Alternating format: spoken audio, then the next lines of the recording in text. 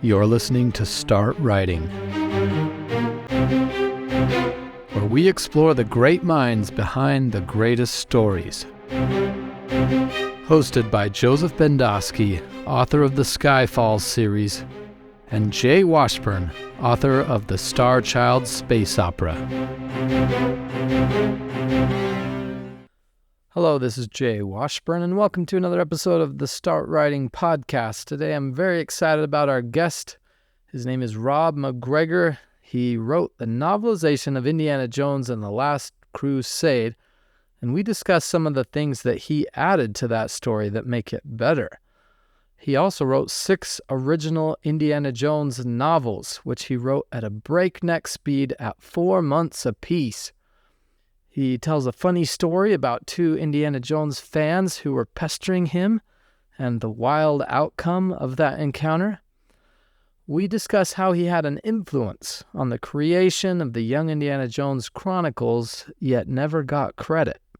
He tells us how George Lucas sent him instructions on what he was allowed to write when he was writing these novels, and he tells a funny story about how he had to fight Disney to get his royalty rights once they purchased Lucasfilm. He also talks about the vision quest that Indy has in those novels and where that was inspired from. And finally, he's written some significant nonfiction about the paranormal. These are true life stories that go everywhere from alien encounters to contacting the dead.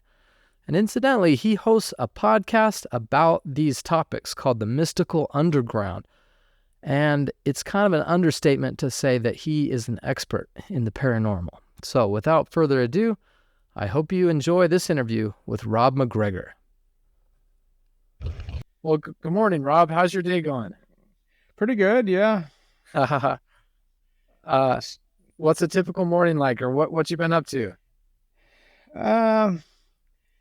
Well, typical morning is I like to work early, get up 6, 7 o'clock and get to work. And where my wife, Trish, she likes to work late till 1 o'clock, but by like 11 o'clock, man, I things start blurring and it's difficult for me to work late unless I'm really hot on something, and it's plugged in, then, I can keep going later, but usually by 11, I'm done.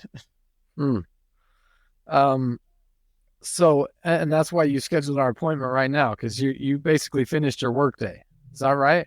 Well, I didn't finish my workday. No, I keep going. I have been working this morning, yes, but okay. I don't sit around all day drinking beer or anything. Yeah. Well, do you mind if I ask what have you been working on? Okay, like right now I'm adapting a movie script into a novel, and that's been going pretty well. But last night I get a email from the writer, and he says, "Well, by April 24th, you're supposed to have 175 pages to me." And I said, I realized he must be mistaken, because first of all, he said this is what we agreed to. First of all, I don't work on pages. I work on numbers, and so there was some confusion there anyhow, because that would have required me to be like 3/4 of the script done, and I just started 3 weeks ago. So we talked about it, and it got it straightened out, but.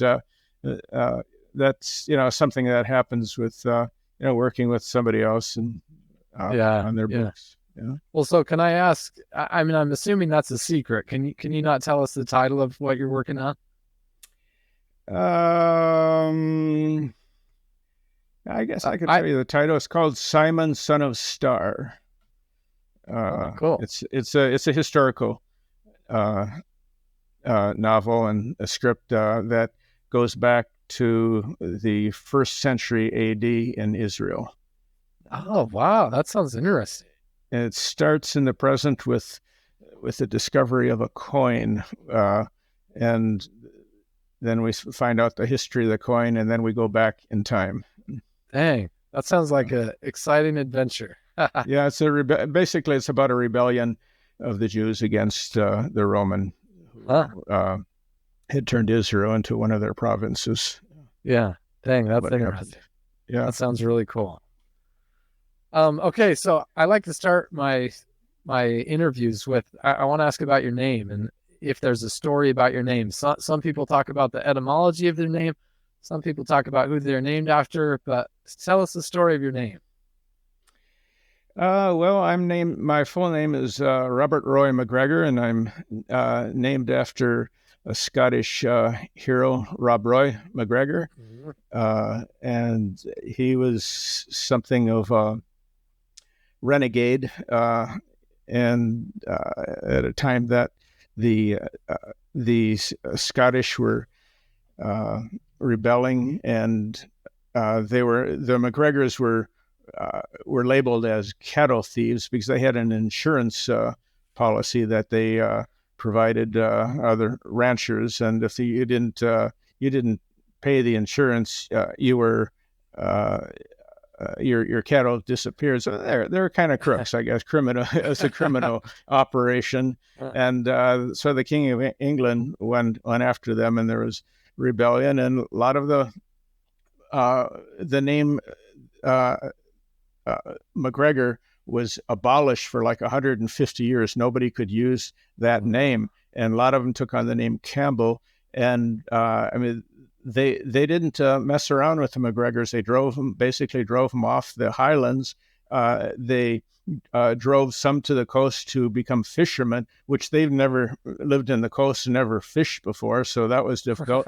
And others, they basically sent to Jamaica and made either slaves or having 7 years of servitude.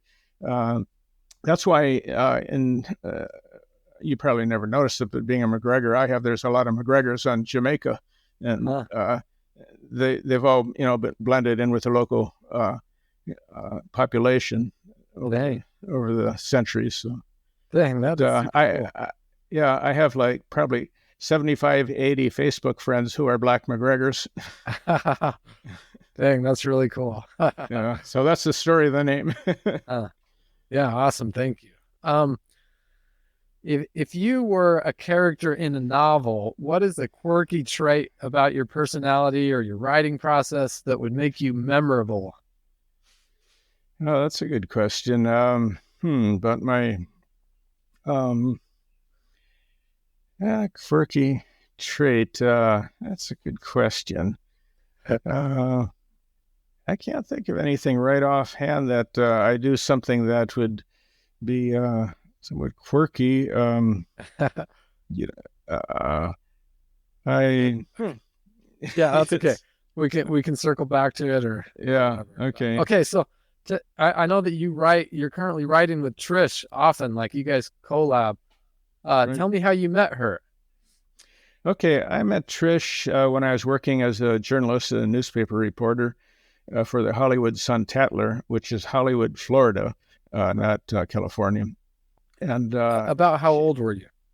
I was, I guess, 32 or about 32, 33. Trish, the same age, and she was teaching at Florida International University, a program they had to teach English as a second language to Cuban refugees who had come in the Mario boat lift from Cuba, when I think about 100,000 Cubans flooded into Florida. And this was like 2-3 years after that. And my editor said, well, are these people just becoming part of the Miami Cuban culture, or are they learning English? So I found somebody who was teaching English to Cuban refugees. And we talked afterwards, and we found out we had some common interests. And so we got together, and it turned out that, what I was doing at that time was trying to get out of journalism, trying to become, not getting out of journalism, but being out of working for this particular newspaper and becoming a freelance writer. And so I was doing some magazine writing on the side. And meanwhile, Trish had just finished her sixth unpublished novel. So she said, "Will you read it for me?" And I read it, and I edited it, and I suggested changes, and she agreed and rewrote it, and it sold. It was the 26th submission to a major publisher in New York, and that at the time there were a lot more variety of publishers available than there are now in the mainstream publishing, and it sold. And shortly after that, I got a project to write a nonfiction book for a CEO in Washington, D.C., and we both quit our jobs, and that was like 80 fall of 84, and we've been at it ever since as freelancers. Yeah, dang, that's so cool. So you invented a character, Jack Shannon, who's Indiana Jones's roommate in college, and then they're buddies afterward. I wanted to ask you, who's the real life Jack Shannon? Can you tell us about your buddy on your adventures? Well, there's a couple of guys I knew from Minneapolis where I grew up, Jeff and Jay, and that character is kind of a combination. In fact, I think I dedicated one of the novels to those guys, and they're musicians, and we spent a lot of time in running around in the music scene late at night in those days when I was young, and so that's where that came from. Dang, that's super cool. Yeah. Paint the scene for us of the first time that you watched Indiana Jones. Boy, the first time I watched Indiana Jones, I guess that would be Raiders of the Lost Ark, but I can't remember. I can't remember seeing it.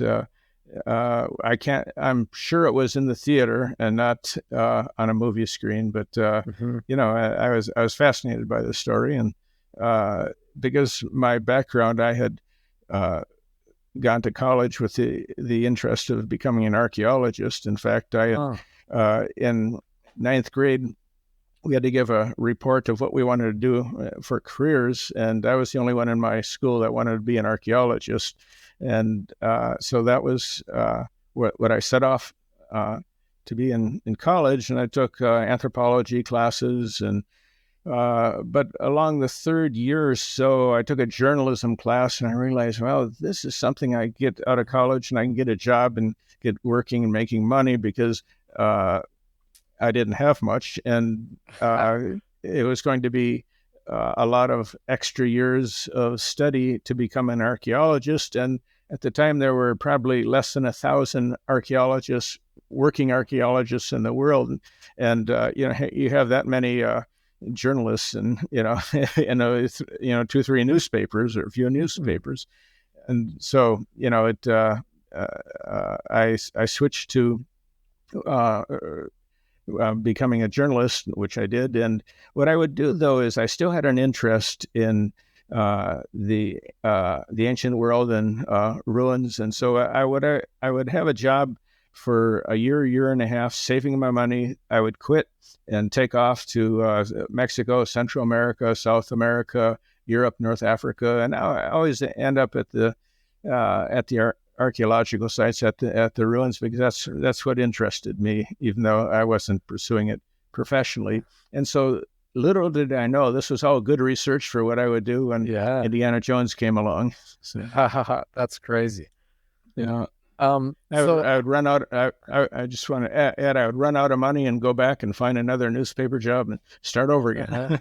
Yeah, dang, that sounds so exciting. Yeah.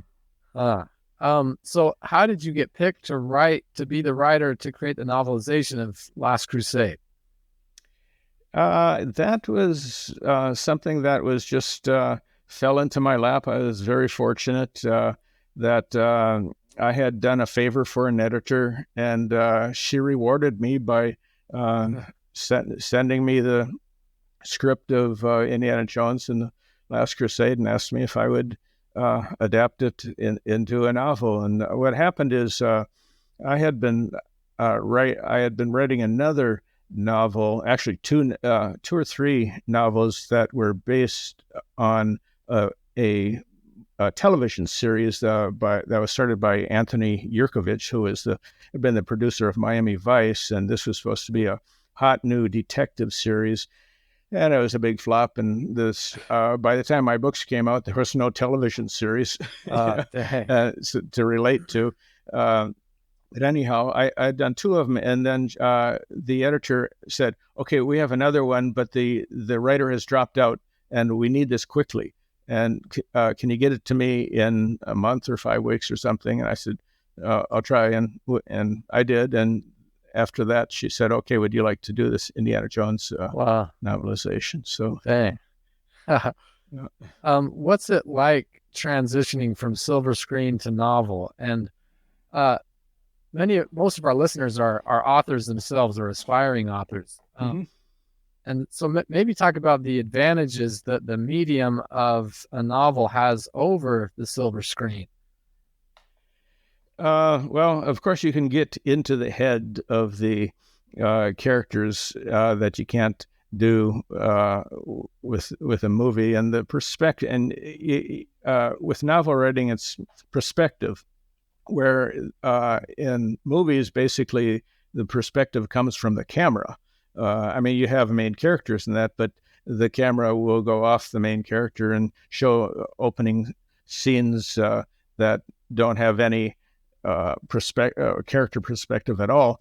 And so it's a different style of writing. And like the one I'm doing right now, it's one of the characters is Emperor Hadrian of Rome in the first century. And so I have his perspective, and then I go to other characters, and where in the script, it's very slender material on Hadrian, and I had to do a lot of research and actually create one new character so far to give him somebody to talk to, because you can't just have a character and without anybody to talk to, and be totally in his head. So that sort of thing. Dang, that's really interesting. So I read your Last Crusade novelization, and I noticed that there's a section where it talks about, I think, 6 beasts that are part of the Grail legend. And then I also noticed another passage, and I'll read it. But I'm wondering if you wrote this, or if this was part of the script, but it was cut. So Indiana Jones's dad says, "Marcus, we're like the 4 heroes of the Grail legend. You're Percival, the holy innocent. Sala is Bors, the ordinary man. My son is Galahad, the valiant knight, and his father is the old crusader Lancelot, who was turned away because he was unworthy, as perhaps I am. Then he turned to Indy, but remember, it was Galahad who succeeded where his father failed." I just thought that was such a cool passage, because I kind of know about, Grail lore and stuff, and it was more integrated. Is that something that was just taken from the script, or is that you? Or that wasn't in the script. I put that in there. The mythical stuff about the young Indy when he was on a quest in the desert as well. That was all new stuff that wasn't in. So what happened with they gave me a script that I think was 112 pages, and I had to write about a 300 page novel from that. So at first I go through and I write it close to the script, embellishing on the characters and their thought process, of course, and interactions. And then the second time I add characters, if necessary, and scenes, like I did with the young, in order to reach the total word count and for the novel. But so when I saw the movie, I was shocked, because not only did, of course, the scenes that I added weren't there, but also some of the scenes from the script were not there, then been cut down. So to me, it went really fast, and there was like so much missing, and I thought, wow, I looked around, is anybody going to like this movie? And it ended up going over quite well, but there was a lot more to the story. Yeah. Dang, that's super cool. So when you were writing, what kind of timeline? I guess I'm wondering, did you get to come in? Did you get to see some sets and props, or they just give you the script and said, "Here you go," and that's all you had? What was that like? They sent some photos of characters along to work with, but I wasn't on the set or anything like that. But they did throw me for a loop at one point during the writing, and I got a call that said, "Okay, remove all references to Turkey. The government of Turkey has gone to the American Council and has requested that Indiana Jones not appear in Turkey, that Turkey is not in that movie." And I said, oh, wait a minute, almost about 1/3 of the book takes place in Turkey. But ironically or interestingly, that what happened is I did some research and found out that in 1946 through 48, I think it was, not sure exact dates, but the same time when the movie was taking place, the Turkey had a different name, and so I was just able to change I can't think of the name right now, but I think it's Hatay or Hatay. That's it. Yeah, Hatay. I just changed it to Hatay, and then I got away with that. So and nobody complained. So dang, that's cool. Yeah. Well, I think there's a brief reference now to Hatay in the movie, if I remember right. But really, yeah, that's interesting. Yeah, cool. Yeah. Let's see. Well. Oh, okay. How about this one? So I'm a big fan of titles, and I noticed that you titled all your chapters in The Last Crusade. Is there a reason that you like to do that? No particular reason. I think it just enhances the story when you have a title on it, and it's a little extra work, but of course the title is fit with the content of the chapter and try to make it interesting. Yeah. So yeah. It's a little more than just saying chapter 5 or chapter 6. Yeah. And well, which is what your predecessors did for the 2 movies that had come before. But I like that you give titles because I just feel like it's a better reference point. But yeah. Another thing is I noticed that you have double the number of chapters as your predecessors. So you broke it down into smaller chunks, and I was wondering if there's a strategy behind that. Just following the script and seeing where there's breaks. Just it seemed natural to stop and move on to another chapter. So seemed to work. So for me as a reader, it seems to flow really fast because of that. Just like you're churning through quickly. Yeah. Okay, let me ask you some questions. So you did The Last Crusade, which is the movie, and then let me ask you about your 6 novels. So I understand that George Lucas told you that Indy shouldn't be swearing. Is that right? But yeah. There's a novel called the Dirty Indy novel. I think might be a Genesis Deluge. I'm not sure what it is because there's a couple F-bombs in there that and on the first edition, and then after that it was changed, and I was no longer told to include anything like that. So yeah, it's PG. Wow, that's PG rated. Well, and did that instruction come from George Lucas, or what? Why did they want to change that? It came from George Lucas.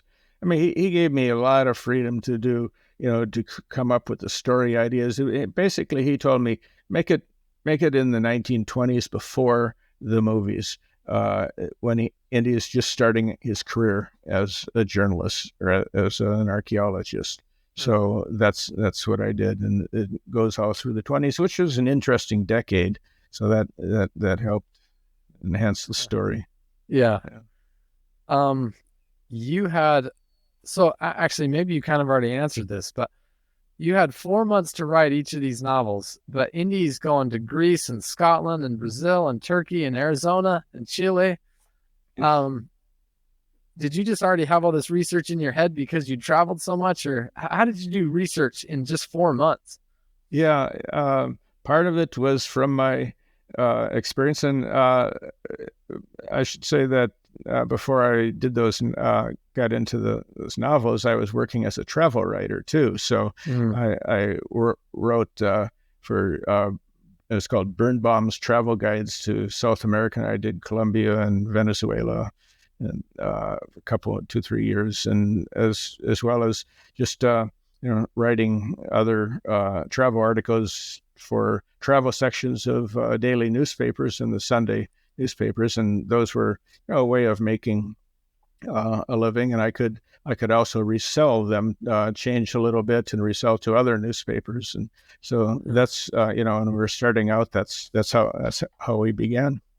And we finally hooked into Omni magazine, which was kind of a science magazine, and got in with an editor, and we're suddenly making 75 cents a word rather than 10 cents a word. So that helped us continue on. So it's just, watching for the opportunities, following them. Yeah. So on the book covers, it shows Harrison Ford in his mid-30s. And then, like you said, he's in his early 20s in your books. And so as I was reading, my brain suddenly clicked, and I switched from Harrison Ford to Sean Patrick Flannery from the Young Indiana Jones Chronicles. So I'm imagining that character instead. Yeah. But was there a decision where you kind of had to decide, like, is this more for kids or more for a young adult audience instead of an adult audience? This came out as an adult audience, but it was obviously very popular as a young adult novel. I mean, so many people have contacted me over the years that say, "Hey, I read those in my teens, and I just found them in a box, and I reread them again. They're great novels. Thank you." I hear that quite a bit. Yeah, they are great novels. I was just traveling recently. I live in South Florida, and I went up to Blue Ridge, Georgia, and one of my Indiana Jones correspondents heard about that. He lives in Georgia, and Warner Robins, and he said, is there any chance you could, on the way up or the way down, we could meet for lunch? And so I made that lunch date with him and his wife, and that was fun. This is somebody I have talked to. In fact, his wife, I introduced the two of them. They are both great Indiana Jones fans, and because she was kind of bugging me all the time, and I thought I'm going to turn her on to this guy who also writes me all the time, and let them figure it out themselves. And they hit it off. That's great. So they were so happy to finally meet me, their Indiana Jones hero, and the guy who brought them together. So that was so fun. Cool. That's a great story. Would you tell our listeners the story about, you created a framing device which had an old Indiana Jones for your novels? Oh yeah, right. So that's how my original plan was to start with a 92-year-old Indiana Jones. He's got a cane, he's got an eye patch, and he's got a little dog, and he's sitting there and reflecting on his past, and he starts telling a story as if he's talking to somebody, and then it goes into the novel, and then we see him at the end where the story concludes with the old Indy. And what happened is George said, "Nobody wants to see an old Indiana Jones. Take that out." And so I did that, and that was fine. But then, several years later, there's a television series called Young Indiana Jones, and it began with old Indiana Jones in his 90s. He has a cane, an eye patch, and a little dog. And so I know where that came from. So I guess he changed his mind. But that's Hollywood, I mean, those things happen. I mean, I didn't get paid for, creating that character at all or anything. But that's just happy with what I was doing with the Indiana Jones series. It was a good opportunity, and I didn't complain or anything. How did George tell you that? Did you have in-person meetings, or was this like a letter? Or No, mostly it was through his chief assistant, the first person he hired when he started Lucasfilm. Her name was Audrey Wilson. I can't think of that's her second or third name. I can't think of her first name right now, but she was my main person who relayed things from George to me. Yeah. And yeah, no, I didn't sit around chatting with George. Although one time I was out there for a meeting, and I got invited to go out on his on his on his yacht in San Francisco Bay, and that was going to be fun. But that day, it poured rain, and it was. They said this is the first day it's rained in 9 months, so it got canceled and didn't happen. Oh, bummer. Dang. So I've actually been writing a bit about Indiana Jones and researching. So as I read your novels, I noticed that there are a bunch of things that are in the Young Indiana Jones Chronicles. But they were first in your novel. So like Indy attends the University of Chicago. He gets involved with Chicago jazz. He has a run-in with Al Capone, falls deeply in love, and then loses the girl, goes up against the Bolsheviks. Are these from you, or did this come from I heard there's an Indiana Jones Bible that Lucasfilm keeps. Like, yeah, there. They do. I did meet somebody who his job was the Bible, and he was very upset about one particular thing I had written because I had Indy get married in the second novel, Dance of the Giants, and then I knew that couldn't last, so she died, and seven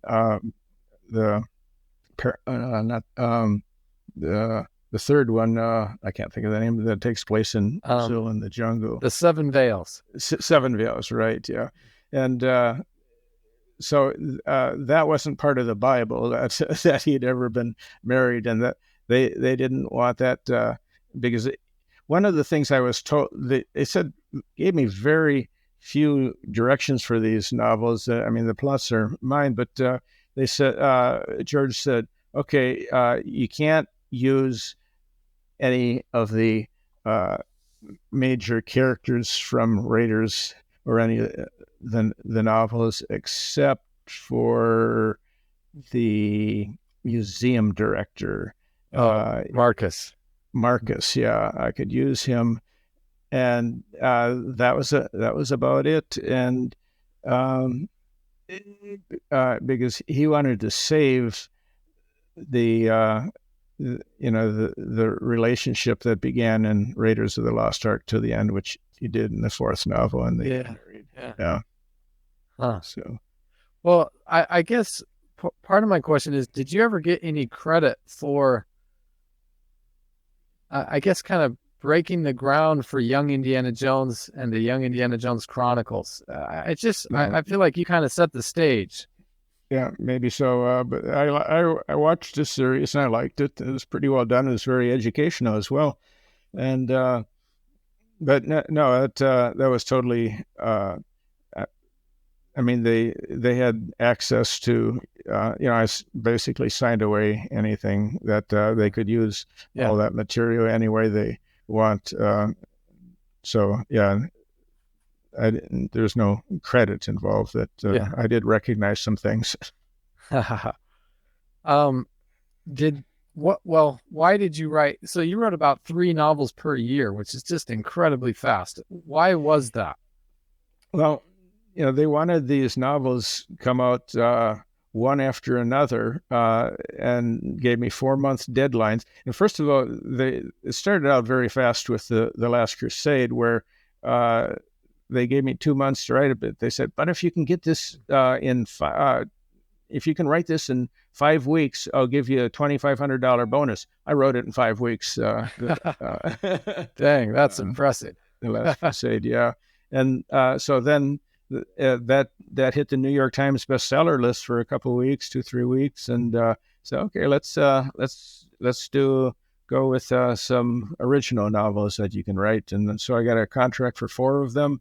And, they came out one after another. no publicity at all. They just kind of dropped out there, and so people kind of discovered them. What are these Indiana Jones novels? I've never heard about these, and they became underground favorites for indie fans. But Lucasfilm, their Star Wars novels got a lot of publicity, but mine never did. But they sold in, I think, 14, 15 different countries and different languages. And I was fortunate that my agent was very good and was able to get me royalties for the foreign rights and and royalties for these novels too, which I think the other authors that followed me never got any royalties at all. They got strict payment for the book, and then they were done. So I'm still getting royalty checks. I finished writing those books in 1992, and every once in a while. But I had to really fight to get them from Disney, because once Disney took over from Lucasfilm, the royalties stopped. But I knew the books were still selling, and so it was really difficult to. I spent years, trying to find somebody in Disney who could help. And finally, I got led to a guy in the accounting department who was a big Indiana Jones fan. So he did all this research and went back and found out what the sales were and everything, and paid me up for like 4 or 5 years. That's good. Good for you. Yeah. Huh. But I had to pursue it myself to get that. Yeah. So again, our listeners are writers. Do you have any tips on how do you write something that fast? And I just want to make a comment too. I generally correlate speed with quality. And as you write faster, the quality goes down, but I don't think that's the case with your novels. You wrote some really exciting and fun novels, and yet you did it fast. Do you have any tips on how to do that? Yeah, when I look at those novels now, I open them and start reading. I say, how did I do this? I don't know how I did it at the time. You just get plugged in and go for it. I mean, I would finish one, and the next day I would start the next. And I would give them like a page and a half of outline or concept, and some of them they turned down, and I think the one on I was going to write one related to crystal skulls, and they rejected that. And there's another one, Sword of Destiny, that became an Indiana Jones novel, but that was rejected when I put that idea out there too. Oh, really? That's interesting. But other than that, they accepted most of my stories and just moved ahead. And I guess I just got plugged in, and I did another long novel for that called The Ghost Tribe, Peter Benchley's Amazon, which was another television series flop that was filmed in New Zealand, and it was about an airplane crash, and the survivors in the Amazon jungle come upon a tribe of white Indians who speak with English accents, old English accents, and they were Puritans that got blown off by a couple of hurricanes, blown off course, and landed on the coast of South America, and because they were attacked, they worked their way down a river and inland, and they basically became their own tribe. But they had one rule: there was no intermingling of races with the locals, so they had remained white. Anyhow, I was asked to write the prequel because the television series takes place in the present. So I wrote the story of how it happened, going back, and dang, cool. That was kind of fun. Yeah. And that was one that was fast, and it was I think my longest book, probably over 100,000 words, I think, on that one, and probably wrote that in 3 months. Dang, yeah, that's crazy. Well, it's impressive. I'll say that. Okay, let's talk about some of you write some nonfiction about, I'm going to call it supernatural things. Mm-hmm. How did you first get into that as like a career Like, how did you first get into that sort of writing? Okay, well, what happened is during the late '80s, early '90s, mid '90s, we were able to get novels published one after another and get contracts, and then things started drying up. We wrote quite a few mysteries, and Trish especially wrote mysteries, and I wrote a series, and then suddenly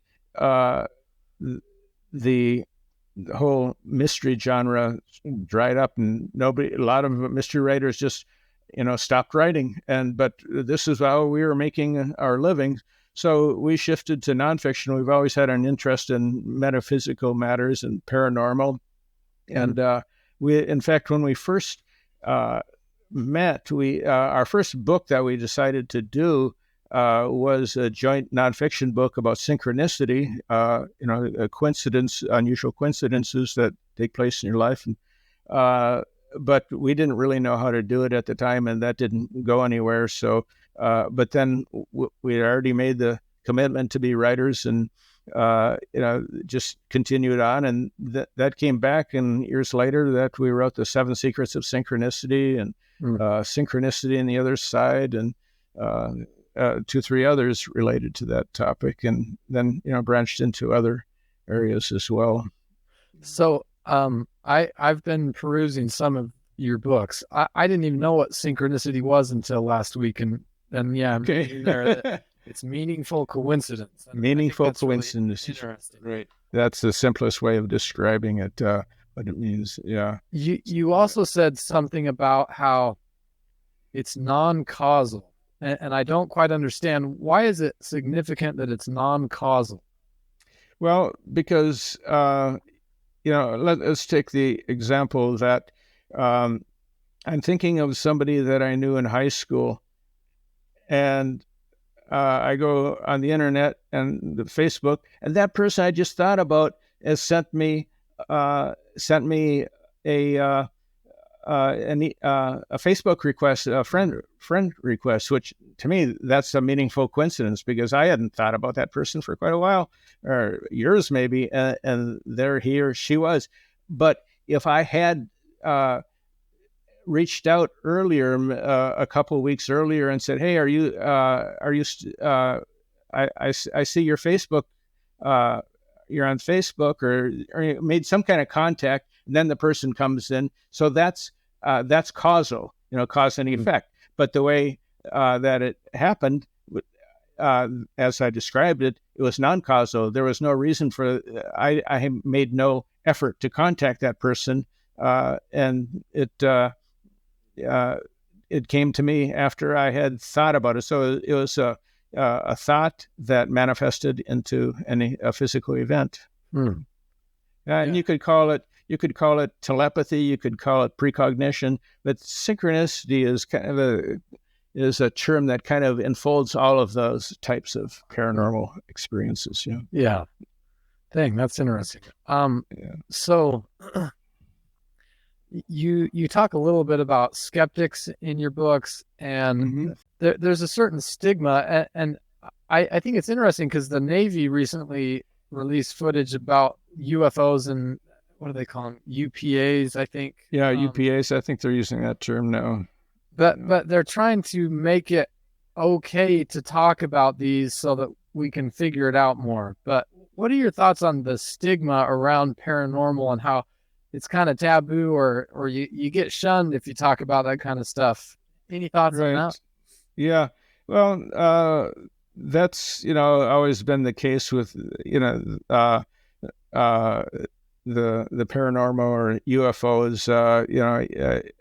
People being called UFO nuts, and there was definitely efforts of disinformation to attempt to keep people to make it to shun people from exploring these matters, both paranormal and UFOs, and so that's why scientists have shied away from it, even though you'd think that this would be an area of exploration, and those scientists who have gone there were often paid the price for it, so others have avoided. But that seems to be changing now. It's things are opening up more. Yeah, I mean, there's still plenty of crazy people that contact us, but yeah. But there is an underlying reality that we believe that exists. Well, hey, so let me ask you a follow up on that. How do you sort out the crazy people, like, or how do you notice them, or how do you have a filter for that still? Sometimes it's very easy. Like there's one person that just is constantly sending Trish and I both emails. He's just it's very clear that he has mental issues, and try to straighten him out a bit as best we can, but he's right back into it again. I mean, he doesn't have evidence for what he's saying, and it's basically his imagination, and he has difficulty separating reality from his imagination. And so that's I even talked to his father, and he said, "Oh, he's off his meds. Don't answer him." So yeah, that happens. Yeah.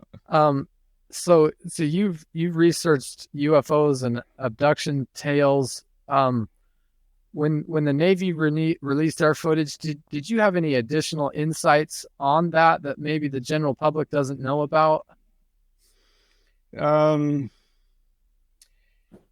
Well, I don't think the Navy, the videos were impressive, but they just showed an object, and there's such more depth in the field beyond that. Like they don't mention where they came from or who's in there, if anybody, and so.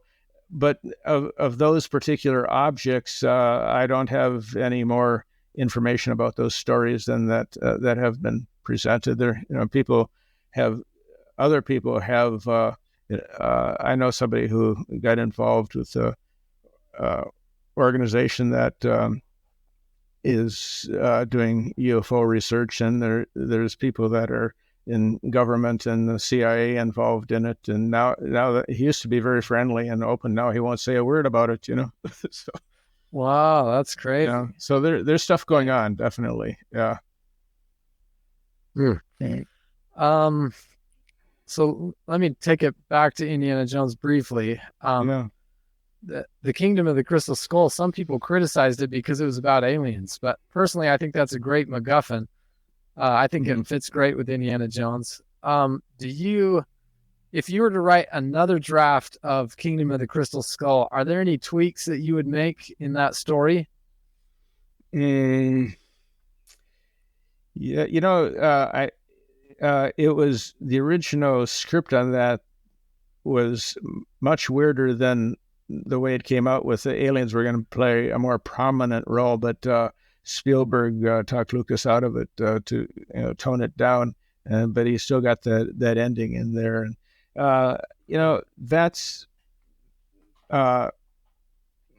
that movie has had a lot of criticisms, and as I mentioned, that lunch I had coming back from Blue Ridge, and they were those two people. The husband, he really liked it. He said he watched it twice in the opening day, and he's watched it like 7 times in the first month or something like that. But she said she watched it the midnight showing, the first showing, and she said when it ended, other times with Indiana Jones movies, people get up and cheer and clap. And she said you could hear a pin drop. People were disappointed, and there's a certain identity to a character that fans relate to, and when the story goes out of bounds, that gives they have a problem with that. And the appearance of the UFO caused that. And also my last Indiana Jones novel, where there was some interdimensional travel involved, they did not like that either. that novel got some criticism. Yeah, dang. Yeah, I'm sorry. That can be hard. Yeah. So this was interesting. I've been writing. So I decided to write an essay about where creators get their inspiration, and I titled it "Stealing Indiana Jones." And it was kind of like the background of what predecessors came before Indiana Jones. But then my older brother was a big inspiration for, he's like who drew me into that. He passed away in 2020. So I'm writing this essay, and all of a sudden I start writing about my brother instead of Indiana Jones. And it's funny because I put in a moment, like we're at his funeral and I see a hawk floating on the wind. And then I wrote about some dreams that I had about him. And then I started reading your book about like how to interact with the dead. And I was just surprised after I just learned what synchronicity was, that all these touch points that you're talking about were in my essay. And I didn't know that it was even on a theme, really. It just kind of happened. But anyway, that's mostly a story, and I'm not sure I have a good question for you, but I just think it's interesting how that lined up so well. I don't know if you have any thoughts on that. Well, when there's great changes in people's lives, like births, marriages, divorces, and deaths, those are major points, and that's a time when there can often these meaningful coincidences turn up and happen, and seeing there's just so many stories about the appearance of certain birds that were meaningful, like this one person had just collection of pictures and statues of cardinals, and after he died, the family just saw all these cardinals around the funeral or around the graveyard, and just things like that. It's astonishing, and meaningful for the people, or other people just walking by with, oh, nice birds, and not meaningful to them at all, but in the context where they were living, it was very meaningful. Yeah, dang, that's cool. Yeah. Tell me how you and Trish collaborate when you're writing a novel. I've always thought it would be fun to write a collab novel. I never have. Or sorry, I shouldn't say novel, but just a book generally. Yeah, book. I don't think we've ever tried a novel, because we have different approaches, and you think I'm fast. She's really fast. She'll and she used to never have outlines at all, and she would turn out 300 pages and say, oh, I don't like this, and throw it away and start over, and she'd only started like 3 weeks ago. She just stay up all night and writing like that, and I can't do that. But I guess she inspired me to be a faster writer, and because the way she works. No, I can't think. We've written, nonfiction. We, work on an outline and take different chapters, and then we, exchange them and add things or edit. So it's easier with nonfiction, but fiction, it's a different matter. Yeah. And I'm doing it in a sense with the script writers, since they're giving me essentially an outline, and I have to, if I get 1 page of a script, I have to write like 3 pages for that script, and a lot of times the 1 page have camera directions on it, and and the names of locations over and over, and things that I can't even use. So it really is a matter of being the script being an outline. And even worse than movie scripts are game stories. Because you did Staff of Kings. Huh? Yeah, Staff of Kings. That was a lot harder because you can't. First of all, you can't make it a game. It's not a game, and a novel is not a game. So there has to be a lot of changes, and I think people who have played that game and read the novel, they see, the continuum of the story and the locations, but there's a lot of new stuff in there that wasn't in the game. Yeah. Um, Let me ask a question about that. So you recorded audio and released an audio version of that, of course, unofficially.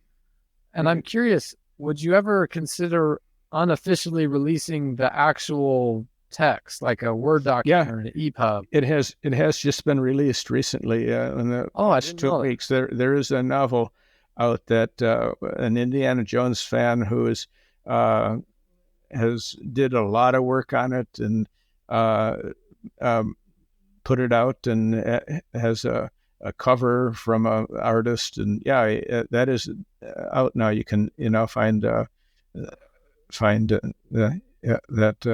Indiana Jones and the Staff of Kings as and ordered as a digital book. It's not not in paper.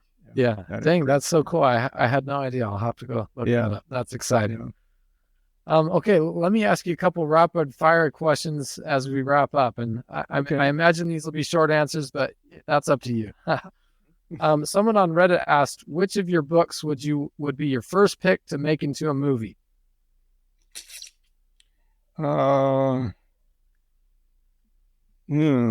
interesting.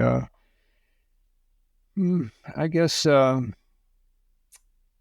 this is not so rapid. Maybe the Staff of Kings. That would be an interesting one, or the the one in the jungle in Brazil. That would be. Yeah, man. I just have to say that I love your first trilogy is how I think of it, because you introduced Deidre in the first one, and it develops into that third one, and I just feel like those fit together so well. So I'd be sad if it were only that one movie, because I want to see all three. Right? Yeah. Those three would be good. Yeah. Yeah. So what, I know you wrote a whole book about meditation. Just give us a short version of what is your daily meditation like? Okay. I usually in the morning. I just actually very early in the morning. A lot of times I wake up for some reason at 4 o'clock in the morning, and I meditate then. And the way I do it is I start focusing on my body. I start with my left foot and follow my ankle, shin, knee, thigh, and then I do the right leg, just focusing on body parts way up. And then I do go from my hands, left hand and the arm all the way to the shoulder and the right. And then I go from the crown of the head down the torso and right over the body. And it puts me into a meditative state and keeps me focused. And, I either fall asleep or I, meditate for a while with, with my mind fairly peaceful and calm, and rather than thinking thoughts, I watch the thoughts as they appear. Right, that's a trick. We have that ability not only to think our thoughts, but to be aware of what we're thinking, and that's part of meditation. About how long does that process take? I can do that, the body thing, in about 5 minutes or so, usually, and sometimes I drift off and I start over again, and because I am in a altered state as I go into about, yet I am awake too. So it's an interesting experience. That's one part, and then during the day sometimes, and it's quiet and no one's around, and I also will meditate and just relax, and there's and just being aware of my thoughts very important, because there's so much chaos in the world and conflict and division. And so rather than getting triggered and caught up in all of that, I just kind of watch that process and watch what my thoughts are and releasing them rather than going there, because from experience, it doesn't work out well in the end. Yeah. Dang, that's cool. I'm excited. So I haven't read that one yet, but I'm excited too. Okay. It's cool. Yeah. Thing. What is the premise of your Crystal Skull novel?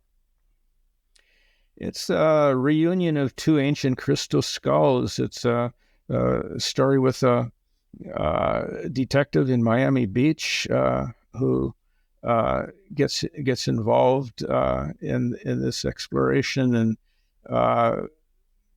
that's essentially what it briefly what it's about, and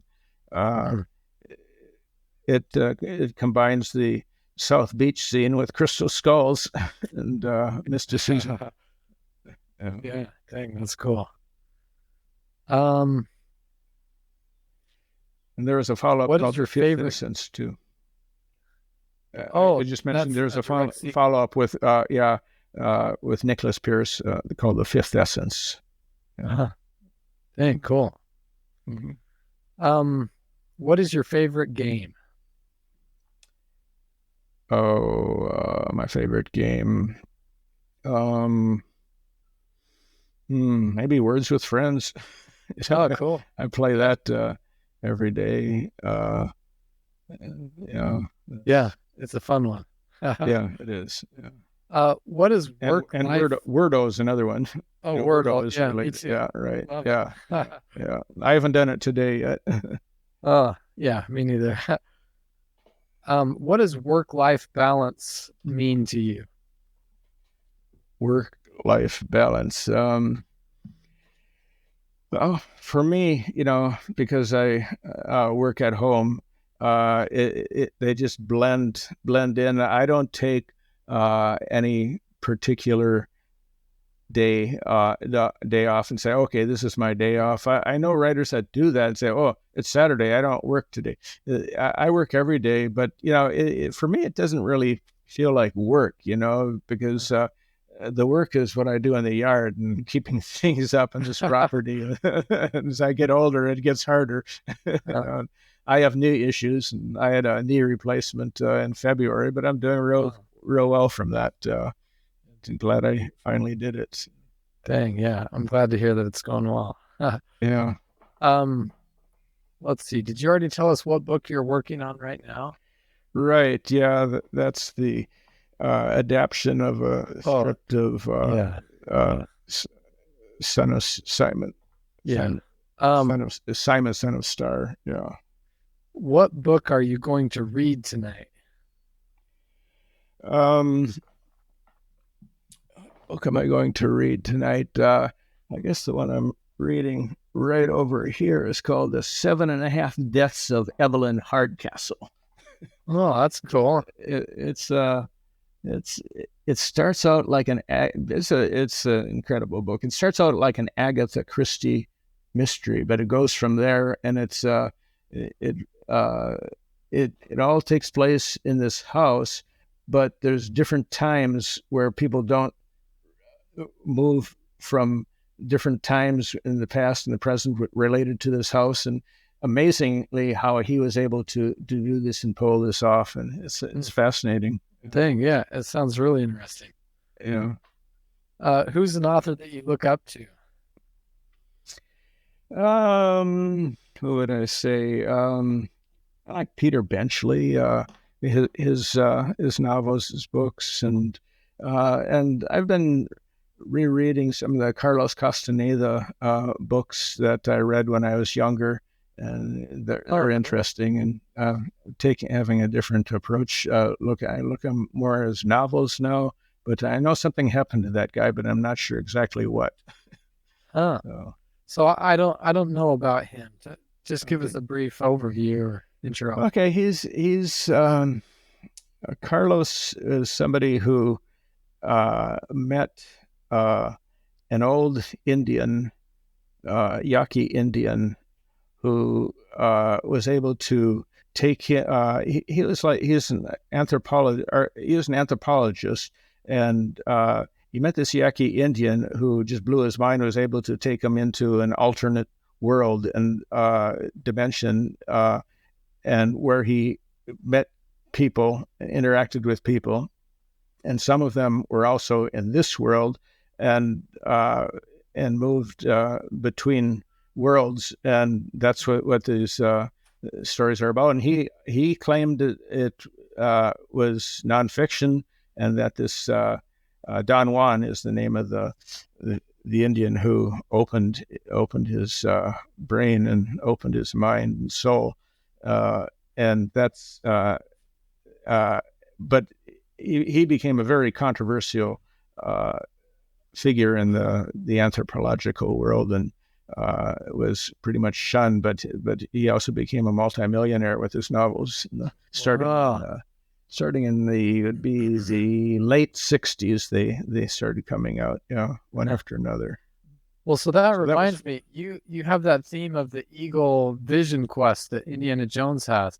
Is that something, did that come from a personal story, or maybe it sounds like it might be partially inspired by this guy's novels? Yeah, right. I've been interested in shamanism. That's what you would call a term that relates to what I was talking about with Carlos Castaneda and with the vision quest. And that's all part of, there's a medicine wheel involved. And so, yeah, that's shamanism. I've had an interest in that, and I was involved with an organization called the Four Winds Society for a while, and I went on vision quests with them for a couple of years back in the 90s.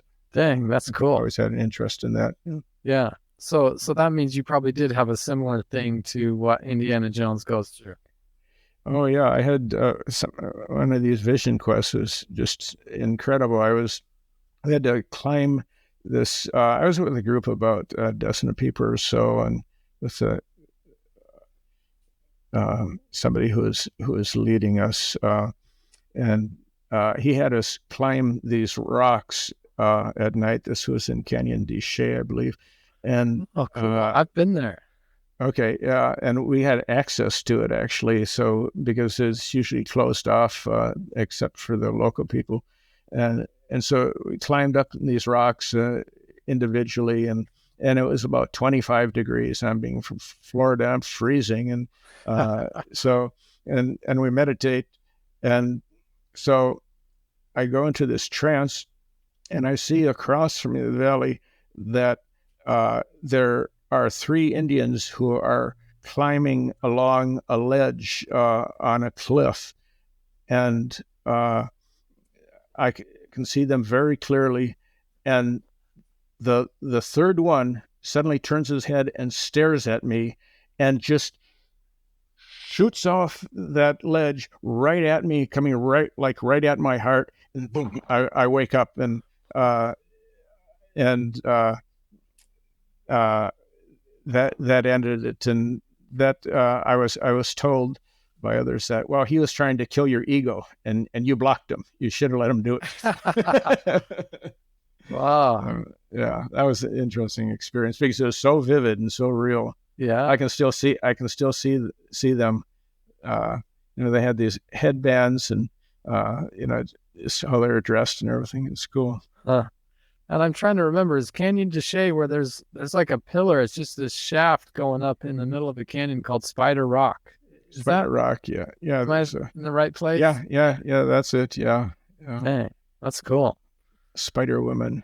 It's a myth related to. Well, that's so cool that you have a connection. Did you say Navajo or Hopi? Who was leading that? Well, that wasn't related to either. The Four Winds Society, they're more associated with the Caro Indians, actually, of Peru, is where their guidance comes from. And but my own interest are the Hopi Indians. That's because of that experience I had there. I was told that, and everybody was told that something is going to come out of this that's going to change your life in some way. And for me, it was 4 novels that I wrote that take place on the Hopi Indian Reservation. Prophecy Rock won the Edgar Allan Poe Award for Best Mystery of the Year. Oh, dang, cool. Prophecy Rock, yes. Hawk Moon was the follow-up one, and that was a finalist for the same award. Dang, cool. I'll have to check this out. That's sweet. Yeah. Okay. What is the one book that has had the greatest impact on your life? This is my last question, by the way. Okay. Greatest impact in my life.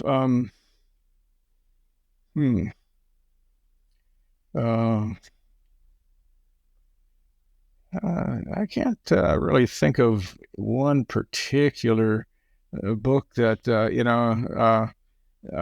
I'm not a religious person, so I'm not going to say the Bible. Okay. But there's just been so many that have been meaningful for me that I can't think of any one that stands out over any of the others. So I guess that's a bad answer, but that's okay. So just to wrap up, I'll put a link to your podcast in the show notes. And I guess if people want to reach out to you, is there a particular place that they ought to reach out? They can go to themysticalunderground.com. Okay. That's Excellent. One word, themysticalunderground.com. Okay. Yeah, I'll put a link to that in the show notes. Rob, I'd love to give you the final words. So, like, if you want to make an invitation to our listeners, or an ask, or if you want to give advice, or anything you'd like to say. Yeah, Trish and I have a podcast called The Mystical Underground, and it's available on all the major podcast platforms. You can just look it up, The Mystical Underground, and you can we explore the realms of paranormal and UFOs, and we have different authors come on and talk about their books, and it's a lot of fun. We enjoy it. Okay, cool. Yeah, and I'll put a link to that too in the show notes. That sounds okay. Awesome. Yeah, I guess one other thing I might say is for people who are starting out, it's different now for writers than when I started out. I mean, we started out, like I said, writing travel articles for newspapers, and those travel sections don't even exist anymore. And newspapers are, have shrunk way down, and everything's gone digital. And that's where the answer is for people starting out. There are jobs available for writers to start out writing blog posts where you can earn money, and you can write travel articles for my daughter does this. She makes $4,000 or $5,000 a month writing, working with projects that she's found on Indeed and Upwork. And she does quite well. And she's starting out about the same time Trish and I started out freelancers. And in some ways she's ahead of us. Because she's making pretty good money. It's a combination of things that she does. So.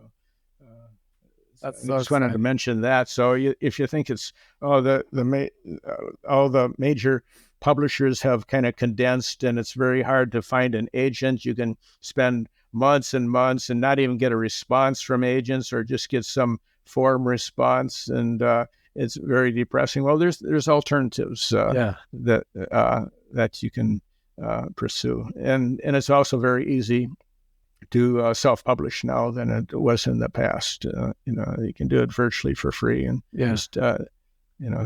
so I just wanted to mention that too for writers. Yeah, thank you so much. That's great advice and very helpful.